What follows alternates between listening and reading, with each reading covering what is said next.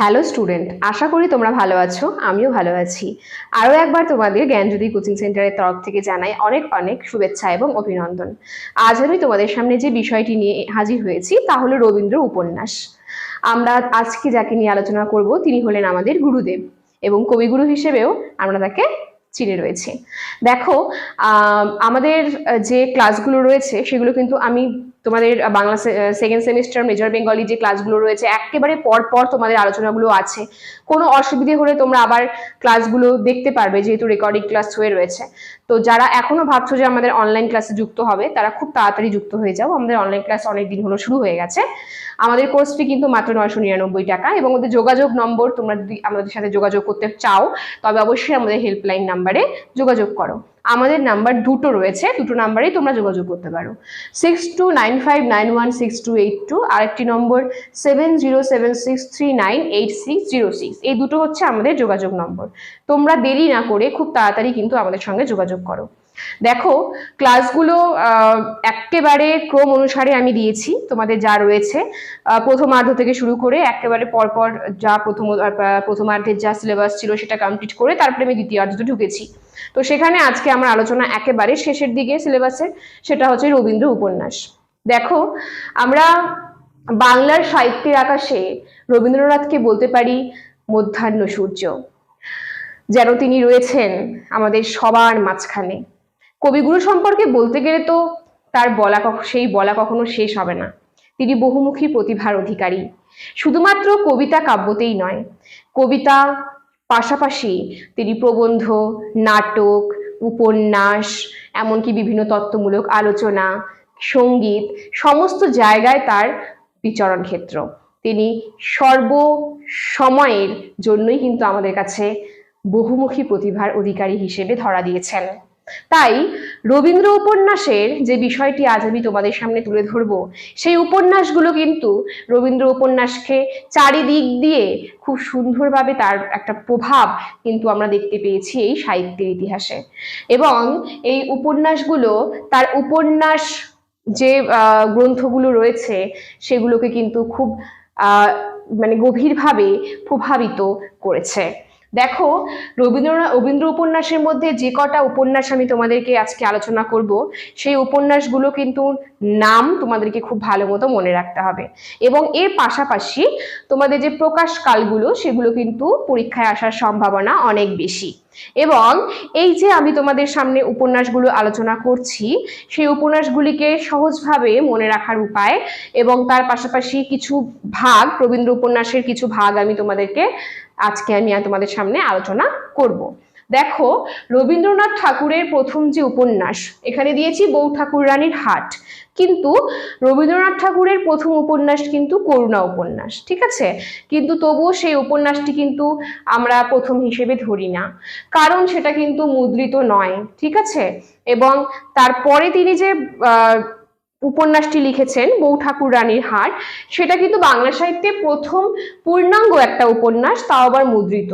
তাই আমরা এটিকে করুণাকে নয়, আমরা করুণা উপন্যাসকে কখনো বলতে পারবো না। আমরা বউ ঠাকুর রানীর হাটকে কিন্তু রবীন্দ্রনাথ ঠাকুরের প্রথম পূর্ণাঙ্গ মুদ্রিত উপন্যাস বলবো।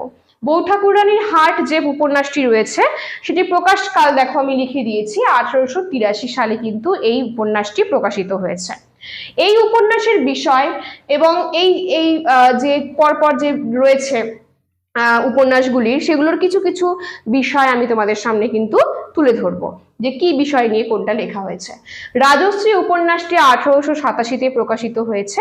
1887-তে রাজশ্রী উপন্যাসটির প্লট যেটা ছিল আর কি, তার কেন্দ্রে যে বিষয়টা ছিল সেটা হচ্ছে ত্রিপুরার রাজবংশের যে ইতিহাস, সেই ত্রিপুরার রাজবংশের ইতিহাস কিন্তু এই উপন্যাসে ধরা পড়েছে।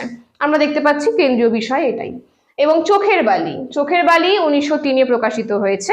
এটি একটি মনস্তাত্ত্বিক উপন্যাস, এবং এই উপন্যাসের মধ্য দিয়ে মানুষের আত্মের কথাকে যে কিভাবে বের করা যায়, তিনি একটা সম্পর্কের মধ্যে চারটা চরিত্রের মধ্যে দিয়ে তার যে আত্মের কথা, তার যে মনের কথা, সেটাকে কিভাবে নিংড়ে বের করেছেন রবীন্দ্রনাথ, কিভাবে বের করা যায় তা কিন্তু খুব সুন্দরভাবে চোখের বালি যে উপন্যাস রয়েছে তার মধ্য দিয়ে আমরা দেখতে পেয়েছি। চোখের বালি পুরোপুরি এটা কিন্তু একটা মনস্তাত্ত্বিক উপন্যাস। এরপরে রয়েছে নৌকাডুবি, 1906 প্রকাশিত হয়েছে নৌকাডুবি উপন্যাসটি। এর নৌকাডুবির মধ্যে যে চরিত্রগুলো রয়েছে এগুলো কিন্তু একটা বলতে পারি আমরা সামাজিক মানে পারিবারিক একটা সমস্যামূলক একটা এটা উপন্যাস, সেটা হচ্ছে নৌকাডুবি। এরপরে রয়েছে গোড়া। গোড়াটাকে আমরা বলে থাকি গোড়া। গোড়া হচ্ছে 1910 প্রকাশিত হয়েছে। এটা সালটা খুব ভালো মতো মনে রাখবে। এবং এই উপন্যাসটা এতটাই বড় যে এটাকে আমরা মহাকাব্যধর্মী উপন্যাসও বলে থাকি। ঠিক আছে, এই উপন্যাসের মধ্য দিয়ে কিন্তু ধর্ম, সাম্প্রদায়িক ধর্ম, গোঁড়ামি, এছাড়াও জাতপাত নির্বিশেষে যে বিষয়গুলো রয়েছে সেগুলো কিন্তু এই গোড়া উপন্যাসের মধ্যে আমরা দেখতে পেয়েছি। এবার ঘরে বাইরে 1916-তে প্রকাশিত হয়েছে রবীন্দ্রনাথ ঠাকুরের যে উপন্যাসটি, সেটি হচ্ছে ঘরে বাইরে। এই উপন্যাসটি কিন্তু চলিত ভাষায় লেখা রবীন্দ্রনাথের একটি উপন্যাস, এটা মনে রাখবে। পরীক্ষায় আসতেই পারে যে রবীন্দ্রনাথ ঠাকুরের চলিত ভাষায় লেখা উপন্যাসটির নাম কি, তাহলে তোমরা বলতে পারবে যে ঘরে বাইরে। এরপরে আছে চতুরঙ্গ। চতুরঙ্গ 1916-তে প্রকাশিত হয়েছে এবং এই চতুরঙ্গ উপন্যাসের মধ্যেও আমরা দেখতে পাই মানে একটা সামাজিক ধরে নাও সম্পর্কের মধ্যে, চরিত্রগুলির মধ্যে একটা টানাপোড়েনের একটা ইতিহাস আমরা দেখতে পেয়েছি এই উপন্যাসে। যোগাযোগ উপন্যাসটি 1929-এ প্রকাশিত হয়েছে। শেষের কবিতা 1929-এ প্রকাশিত হয়েছে। শেষের কবিতায় অমিত লাবণ্যের যে প্রেম কাহিনী রয়েছে তা কিন্তু শেষের কবিতা যে উপন্যাস রয়েছে সেখানে প্রকাশিত হয়েছে। দুই বোন 1933 এবং মালঞ্চ 1934, এই দুটো যে উপন্যাস আছে এই দুটোই ছোট উপন্যাস। ঠিক আছে, বেশি বড় নয়, ছোট উপন্যাস। এবং এই দুটোতেই অবৈধ প্রেমের একটা যে চিত্র সেটা আমরা দেখে থাকি। 4 অধ্যায়, এটি 1934-এ প্রকাশিত হয়েছে। এবং এই যে আমি পরপর তোমাদের সামনে 1 2 3 4 5 6 7 8 9 10 11 12 এই যে 12টা আমি তোমাদের সামনে যে উপন্যাস তুলে ধরলাম, এই 12টা উপন্যাসের মধ্যেই কিন্তু আবার এগুলোকে আমি কয়েকটা ভাগে ভাগ করেছি, মানে রবীন্দ্র উপন্যাসকে কয়েকটা ভাগে ভাগ করেছি। 4টা ভাগ টোটাল রয়েছে রবীন্দ্র উপন্যাসের। দেখো আমি এখানে ছক করে দিয়েছি, ছকের মাধ্যমে তোমরা খুব সহজেই মনে রাখতে পারবে। রবীন্দ্র উপন্যাসের যে বিষয়গত ভাগগুলো রয়েছে, তার উপন্যাসের যে বিষয়গুলো আছে সেই বিষয়গুলিকে আমি 4টা ভাগে ভাগ করে সেগুলোকে পর্ব অনুযায়ী দিয়েছি। দেখো প্রথমে দিয়েছি ঐতিহাসিক উপন্যাস, পারিবারিক উপন্যাস, সমাজ সমস্যামূলক উপন্যাস এবং তত্ত্বমূলক উপন্যাস। এই 4টা উপন্যাস হচ্ছে আমরা দেখতে পাই রবীন্দ্রনাথের এই সমগ্র যে উপন্যাসগুলো রয়েছে তার ভিতরকার একটা বিষয়। এবং প্রথমে যেটা আছে ঐতিহাসিক উপন্যাস, ঐতিহাসিক উপন্যাসের মধ্যে আমি তোমাদেরকে যে উপন্যাসগুলো বলবো সেটা হচ্ছে বউ ঠাকুর রানীর হাট প্রথমেই। কেননা আমরা এই যে উপন্যাসটা আছে এখানে কিন্তু বঙ্কিমচন্দ্রের প্রভাব পাই। কেন বলতো? কারণ বঙ্কিমচন্দ্র চট্টোপাধ্যায়ের মধ্যেই কিন্তু প্রথম আমরা দেখেছিলাম ইতিহাসাশ্রিত বা ঐতিহাসিক উপন্যাস লেখার একটা প্রবণতা। তাই আমরা এই বউ ঠাকুর রানীর হাটে কিন্তু বঙ্কিমচন্দ্রের প্রভাবকে পেয়ে থাকি। তো ঐতিহাসিক নাটকের মধ্যে পড়ছে যে উপন্যাসগুলো, সেগুলো হচ্ছে বউ ঠাকুর রানীর হাট, আর এদিকে হচ্ছে রাজশ্রী, আর তোমাদের যেটা বললাম সবার প্রথমে করুণা, এই উপন্যাসটি। এই 3টে উপন্যাস আমরা পেয়ে যাচ্ছি ঐতিহাসিকে। ঠিক আছে, ঐতিহাসিক রবীন্দ্র উপন্যাসের বিষয়গত ভাব একবারে প্রথমটা ঐতিহাসিক উপন্যাসের মধ্যে এগুলো পড়ছে। এরপরে আছে পারিবারিক সমস্যা। তোমাদেরকে আমি আলোচনার ক্ষেত্রেই বললাম যেরকম চোখের বালি, নৌকাডুবি, যোগাযোগ, এই 3টা উপন্যাস কিন্তু পারিবারিকে, ঠিক আছে, পারিবারিক উপন্যাসের মধ্যে পড়ছে।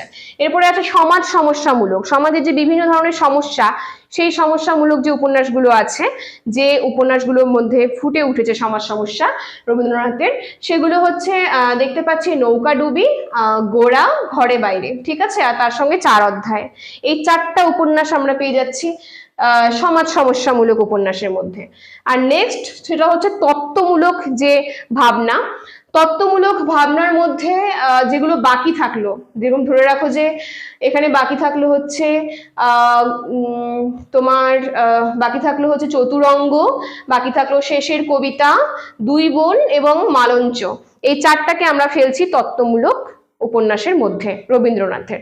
তাহলে দেখো রবীন্দ্রনাথের পুরো যতগুলো উপন্যাস রয়েছে সেগুলোকে আমি এখানে 4 ভাগে ভাগ করে কোনটাতে পড়ছে, কোন উপন্যাসটা কোন ভাগে পড়ছে সেটা কিন্তু তোমাদের সামনে আমি আলোচনা করে দিলাম।